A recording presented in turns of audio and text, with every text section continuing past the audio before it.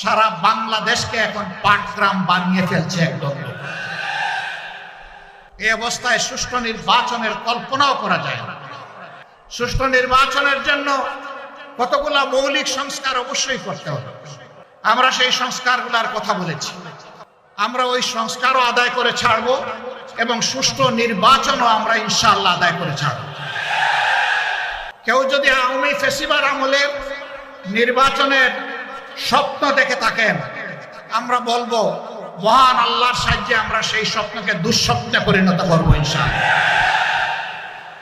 এ স্বপ্ন বাস্তবায়ন হতে দেওয়া হবে না, কোনো প্রশাসনিক ক্রু করতে দেওয়া হবে না, ভোট কেন্দ্রে কোনো হস্তান্তর চলবে না, কালো টাকার কোনো খেলা সহ্য করা হবে না। এটা মনে রাখতে হবে।